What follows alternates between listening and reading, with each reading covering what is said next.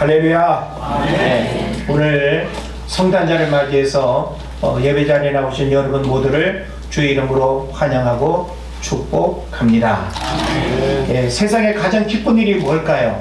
우리는 무엇을 맛있게 먹는 것도 기쁜 일이고 또 우리가 돈을 버는 일도 기쁜 일이지만 그런 기쁨은 일시적인 기쁨일 수 있을 것 같아요. 그보다 더 큰 기쁨이 있다면 생명이 태어나는 일이 기쁜 일이 아닐까. 그래서 우리는 생명이 없는 곳에 어떤 생명이 느껴지고 생명이 보여지고 생명이 만들어지는 것은 우리에게 얼마나 큰 기쁨인지 모릅니다.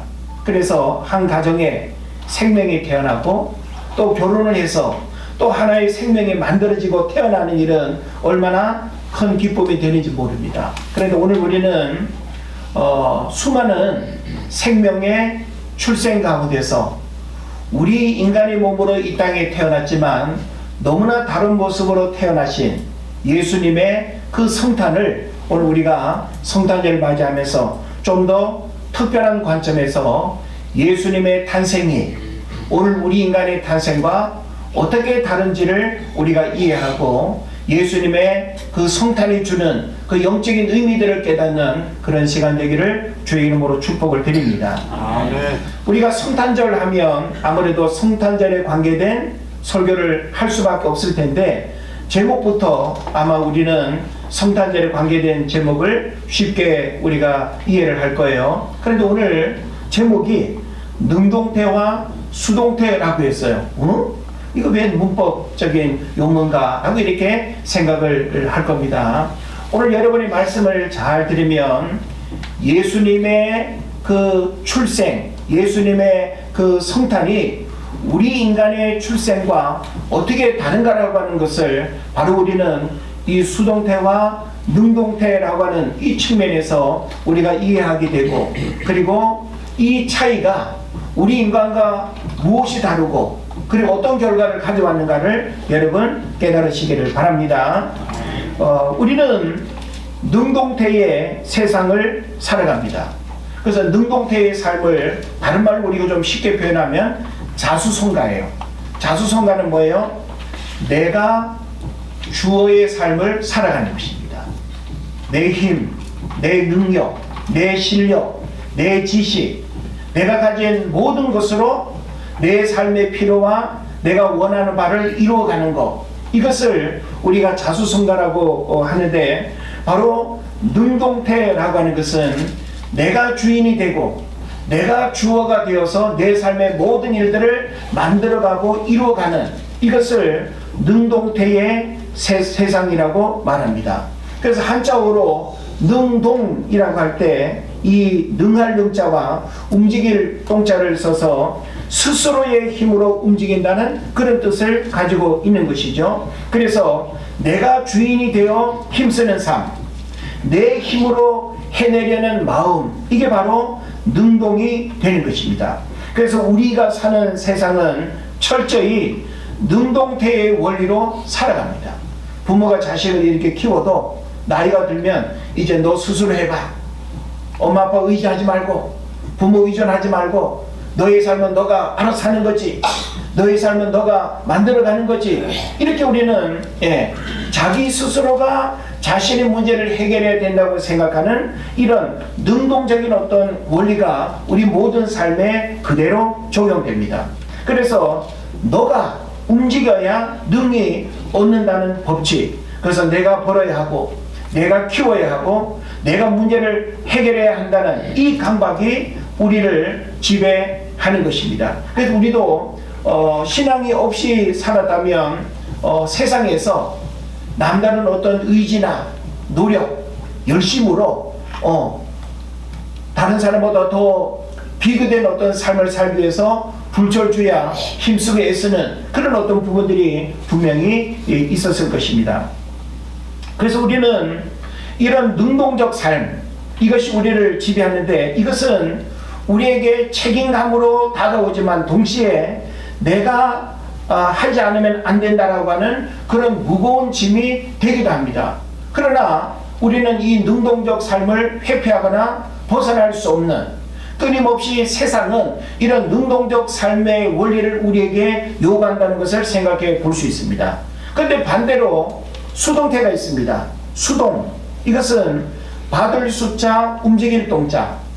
그러니까 내 스스로가 가진 힘이나 어떤 능으로가 아니라 타인으로부터 내게 주어지는 힘에 의해서 움직이는 것, 이것을 우리가 수동이라고 합니다. 그래서 이 수동은 자수성가의 반대말이 될 텐데, 이것은 우리는 신앙적인 용어로 신수성가라고 이렇게 말할 수 있죠. 그러니까 내 힘이 아닌 누구의 힘, 하나님의 손에 의해서 되어지는 이 모든 삶을 우리는 수동태로 그렇게 이해할 수 있겠다라는 것이죠. 그래서 선물로 주어지는 것을 받는 삶이고, 입혀주시고 베풀어 주시는 것을 누리는 마음이 바로 이 수동이 되는 것입니다. 그래서 외부의 힘에 의해서 움직여진다는 그런 뜻이 되는 것이죠. 그래서 우리는 오늘 본문의 내용을 통해서 성경이 예수님의 탄생을 수동태로 기록하고 있다라고 하는 거예요. 이걸 오늘 우리가 깨닫는 것이 가장 중요한 문제가 됩니다. 그래서 예수님의 그 탄생이 인간의 계획이나 노력으로 만들어진 것이 아니라 하나님에 의해서 주어진 사건이라는 것이죠. 그래서 수동은 무기력함이 아닙니다. 그것은 항복이자 수용입니다. 내 힘으로 도저히 해결할 수 없는 죄와 죽음의 문제 앞에서 하나님이 하시는 일을 그대로 받아들이는 은혜의 통로가 된다라고 하는 것이죠. 그래서 오늘 우리가 본문으로 읽은 마태복음 1장의 이 족보는 바로 그 인간의 능동태가 숨가쁘게 달려온 기록이라고 그렇게 말할 수 있습니다. 그래서 우리가 1절 아브라함과 다윗의 자손 예수 그리스도의 계보라, 이 계보라는 말은 족보라고 우리가 말할 수 있겠죠. 예수님도 족보가 있어요. 예수님은 인간으로 이 땅에 오셨기 때문에 그 족보를 통해서 예수님이 어떤 가문 혈통을 통해서 이 땅에 오셨는가를 우리가 알 수 있는 것이죠. 그래서 아브라함부터 요셉까지 성경은 39번이나 낳고를 반복합니다. 우리 지금 마태복음 1장 1절부터 16절까지 읽었잖아요. 그래서 계속 보면 뭐예요? 누가 누구를 낳고. 여러분, 우리도 자녀들을 낳지만 족보라고 하는 그 이야기는 그 시조부터 오늘 내가 있는 이 시점까지 계속 낳고의 기록이라고 볼 수 있는 거예요. 그죠? 자, 그런데 여러분, 아브라함부터 요셉까지 성경은 39번이나 낳고를 반복하는데, 헬라어 원문은 이 낳고를 능동태로 기록하고 있습니다. 능동태로 기록하고 있다는 말은 뭐예요?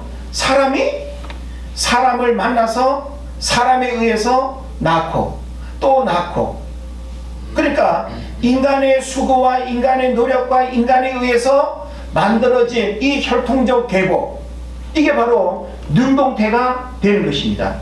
그래서 아브라함부터 요셉까지 수천 년 동안 인류는 구원자라는 결승점을 향해서 낳는 그 바톤 터치를 계속 해왔습니다.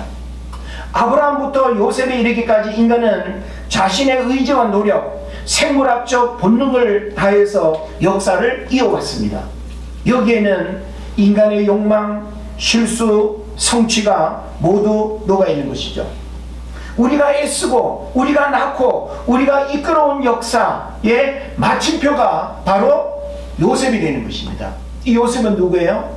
예수님의 육신의 아버지가 바로 요셉이 되는 거죠. 그래서 드디어 마지막 주자가 되는 요셉에게 바톤이 전달되었어요.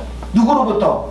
아브라함으로부터 계속 이어지는 낳고에서 이제 예수님의 아버지 되는 요셉에게까지 이어왔다라고 하는 것입니다.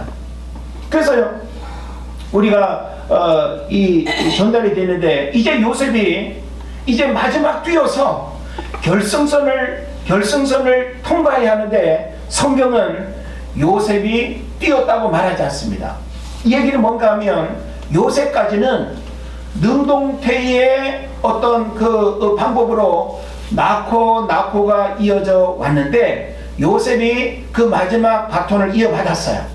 그래서 요셉을 통해서 또 그 다음에 일들이 이루어져야 되는데 우리가 성경을 보게 되면 요셉에게서 요셉이 뛰었다고 말하지 않는다는 거예요. 요셉은 그저 마리아의 남편으로서 그 자리에 서 있을 뿐입니다. 그때 결승선 저편에 계시던 하나님이 직접 경기장 안으로 들어오셔서 결승선을 우리 쪽으로 끌고 오셨습니다. 그것이 바로 예수가 나시니라 라고 하는 수동태의 의미가 되는 겁니다. 그래서 우리가 16절의 말씀이 굉장히 중요한 구절이 되는 거예요. 그죠? 16절을 한번 우리 다시 볼까요? 예. 야곱은 마리아의 남편 요셉을 낳았으니 마리아에게서 그리스도라 칭하는 예수가 나시니라 그랬습니다. 여기 16절 하반절에서 마리아에게서 그리스도라 칭하는 예수가 나시니라라고 하는 이것은 앞에서 아브라함부터 수천 년 동안 낳고의 반복되는 능동태가 아니라 이것은 하나님에 의해서 되어진 수동태의 표현이라는 거예요. 오직 이 표현만이 수동태고 나머지는 다 능동태입니다. 사람에 의해서 사람이 만들어낸 그런 이야기가 된다는 것이죠. 그래서 우리가 달려가서 얻은 구원이 아니라 구원이 우리에게 달려온 것입니다. 여기서 나시니라 라고 하는 요 수동태, 이것은 요셉이 예수를 낳은 것이 아니라 성령에 의해 태어남을 당하셨다는 신적 수동태를 사용한 것입니다. 그러니까 내가 노력하고 누굴 만나서 만들어진 그 결과물로서 예수가 아니라 이 예수님은 하나님에 의해서 마리아의 몸을 통해서 이 땅에 태어나는 그런 수동태의 표현을 우리가 잘 이해해야 된다는 것입니다. 마태복음 1장 16절에서 일어나는 이 능동태에서 수동태로의 문법적 전환은 단순한 문장 변화가 아니라 인류 역사의 주도권이 인간에서 하나님으로 완전히 넘어갔음을 선포하는 신학적 빅뱅이라고 말할 수 있습니다. 너무나 큰 사건이라는 것이죠. 수천 년 동안 아브라함부터 능동적 어떤 구조로 낳고가 이어졌지만 거기에서는 어떤 구원의 역사도 일어날 수 없었다는 거예요. 어떤 구원자도 능동태로는 구원자를 만들어낼 수가 없었다는 것이죠. 그런데 오직 하나님에 의해서 수동태의 그 방법으로 바로 예수님이 나셨다라고 하는 이것은 대단히 놀라운 사건이라는 것입니다. 그래서 예수님이 능동태가 아닌 수동태로 오셨다는 것은 무슨 의미가 있을까? 만약 예수님이 요셉의 능동태, 나코로 태어나셨다면 예수님은 그저 훌륭한 유대인 가문의 후손 중 하나였을 것입니다. 그러나 수동태로의 전환은 예수님이 이 족보의 흐름, 다시 말하면 나코는 죄의 혈통이 계속 이어지는 거죠. 이 얘기는 뭔가 하면 그 능동태의 나코를 통해서는 어떤 구원의 역사도 일어날 수 없고 죄가 또 죄를 낳는 그 반복적인 일들은 죄의 문제를 인간이 해결할 수 없는 그런 구조를 얘기하는 것입니다. 그래서 바로 예수님이 이 족보의 흐름에 빚진 것이 없다라고 하는 이게 바로 수동태의 의미가 되는 것입니다. 그분은 우리 역사 속에 들어오셨지만 우리 역사가 만들어낸 결과물은 아닙니다. 성탄은 우리가 무엇을 해야 하는가를 묻는 날이 아니라 하나님이 우리를 위해서 무엇을 행하셨는가를 바라보는 날입니다. 할렐루야. 자, 하나님이 우리를 위해서 무엇을 하셨어요? 바로 예수님을 마리아를 통해서 이 땅에 태어나게 하셨다라고 하는 이 수동태적 그 의미를 우리가 알아야 된다라고 하는 것입니다. 요셉은 이 문법적 전환의 산 증인이 됩니다.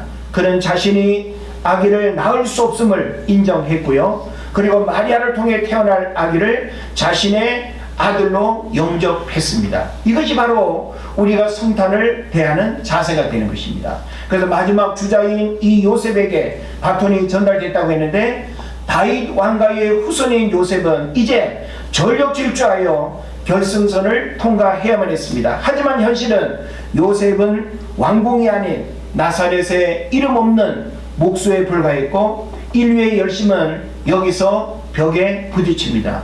그러니까 말라기 선지자 이후에 요셉이 이르기까지 400년 동안 인간은 아무리 낳고 낳아도 메시아를 만들어낼 수 없었습니다. 인간의 능동태는 결국 쇠퇴와 망각, 그리고 하나님이 우리를 잊으셨나라는 절망의 정망으로 끝나는 듯 보였습니다. 우리의 열심이 바닥나고 더 이상 나을 힘이 없는 지점, 그것이 바로 족보 16절의 그 전반부의 모습이 되는 것이죠. 그래서 성경은 인류 역사의 주도권이 완전히 바뀌었음을 선포하는 신학적 빅뱅을 일으켰는데, 아까 우리가 살펴본 바와 같이 야곱은 마리아의 남편 요셉을 낳았으니 마리아에게서 그리스도라 칭하는 예수가 나시니라. 여기서 문법이 완전히 바뀌는 것을 우리가 잘 깨달아야 되는 것입니다. 자, 이와 같은 내용들을 통해서 예수님이 수동태로 오셨다는 사실은 우리에게 두 가지 영적 자세를 요구합니다. 하나는 항복과 수용이라고 하는 부분입니다. 요셉은 이 문법적 전환의 산 증인이라고 했는데, 그는 자신이 아기를 낳을 수 없음을 인정했습니다. 즉 자신의 능동태를 포기했습니다. 그리고 하나님의 행하신 일, 그 수동태의 그 상황을 자신의 아들로 영접했습니다. 그래서 성탄은 내가 무엇을 해야 하는가를 묻는 날이 아니라 하나님이 나를 위해서 무엇을 행하셨는가를 바라보는 날이라는 것을 우리가 깨달아야 되는 것이죠. 그리고 두 번째로는 능동적 피로감으로부터의 안식이라는 것입니다. 올 한 해 내 힘으로 사느라고 우리가 얼마나 힘들고 어려운 한 해를 보내는지 모릅니다. 내가 주인이 되어서 움직여야 했던 그 삶의 무게가 우리를 짓누르고 있다고 말할 수도 있겠죠. 그래서 우리는 어쩔 수 없이 그렇게 할 수밖에 없는, 그렇게 일할 수밖에 없는, 그렇게 땀 흘리고 수고할 수밖에 없는 그런 일들이 우리 모든 삶의 내용들이었어요. 집안일부터 자녀를 양육하고 먹고 살기 위해서 돈을 벌고 공부를 해야 하는 이 모든 일들 다 나의 어떤 수고로 살아갈 수밖에 없는 그 능동태의 그 삶은 우리를 끊임없이 절망과 그리고 또 괴로움과 또 근심과 염려 속에 살아가게 한다라고 하는 것이죠. 그러나 오늘 우리는 예수님이 우리 인간의 능동태적 그 삶 속에 수동태의 그런 어떤 모습으로 나셨다라고 하는 이것은 우리의 어떤 삶의 전환을 요구한다고 우리가 생각을 해야 되는 것입니다. 그래서 오늘 성탄은 우리에게 말씀합니다. 이제는 내가 너를 위해 일하게 하라 라고 하는 그 능동이 나의 최선이라면 수동은 하나님의 최선이라고 하는 것을 깨닫기를 하나님이 원하시는 거예요. 그래서 성탄은 나의 최선이 바닥났을 때 하나님의 최선이 우리에게 입혀진 날이 성탄이 되는 것이죠. 그래서 우리는 앞으로 살아가는 모든 날 속에서 능동적 삶의 원리가 우리 모든 인간에게 요구되는 모습이라 할지라도 하나님에 의해서 그 수동태적 그 사건이 바로 인류의 구원이 이루어지는 역사가 일어난 것처럼 하나님에 의해서 우리 삶의 어떤 간섭과 또 인도와 그분에 의해서 되어지는 그 모든 삶은 그분이 책임져주는 그런 놀라운 역사의 전환점이 된다는 것을 여러분 깨달으시기를 바랍니다. 사랑하는 성도 여러분, 이제 여러분의 손에 든 능동태 이력서를 잠시 내려놓았으면 좋겠습니다. 우리는 자신의 힘으로 열심히 일했어, 열심히 배웠어, 열심히 자격증 땄어, 열심히 돈 벌었어. 우리는 그런 능동태적 자기 이력서를 자랑하고 그것을 끊임없이 더 화려하게 만들기를 애쓰고 힘쓰는 그런 부분들이 우리에게 있습니다. 그러나 거기에 진정한 기쁨과 만족이 없고 그것은 우리의 영혼을 구원하지 못한다라고 하는 사실을 우리가 깨달아야 되는 것입니다.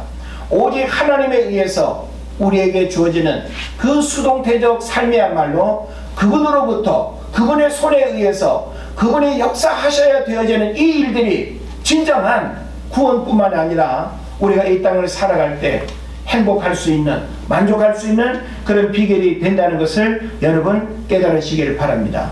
그래서 세상은 두 부류의 사람들이 두 방법으로 살아간다고 볼 수 있는데 여전히 하나님을 모르고 하나님을 대적하고 하나님을 등지고 자신의 힘으로만 살아가는 그런 능동태적 사람이 있는가 하면 끊임없이 하나님의 손에 의해서 모든 삶의 일들을 인도받고 그분에 의해서 되어지는 그 삶을 살아간다면 거기에는 진정한 구원과 만족과 기쁨이 우리에게 주어진다라고 하는 사실을 여러분 깨달으시기를 바랍니다.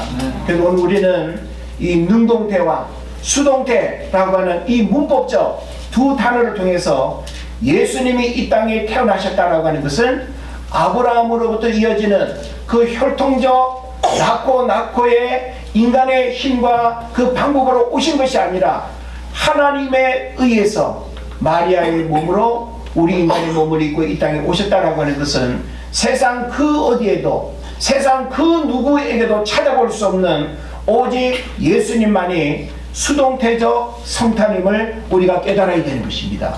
그래서 오직 그 주님만이 우리에게 진정한 구원자가 된다는 사실을 여러분 깨달으시고 우리가 바빠서 또 힘들어서 할 일 많아서 여러분 그 어떤 일보다 가장 우선하는 일은 바로 우리의 영혼이 구원받는 것입니다. 우리는 언제 어떤 상황 속에 죽음을 맞이할지 몰라요. 언제 우리가 죽음을 맞이한다 할지라도 우리 영혼은 하나님께로 돌아가게 되어 있습니다. 그래서 하나님께서 예수 그리스도를 통하여 구원받은 자를 하나님 나라로 우리를 인도하시고 영원한 생명을 우리에게 선물로 주실 것입니다. 예수 그리스도 수동태로 이 땅에 오신 그 주님을 우리는 다시금 마음속에 모시고 다시 오실 그 주님을 바라보면서 이 땅 가운데 소망과 그리고 기쁨과 평화와 사랑으로 살아가는 저와 여러분 되시기를 주의 이름으로 축원을 드립니다. 기도하겠습니다.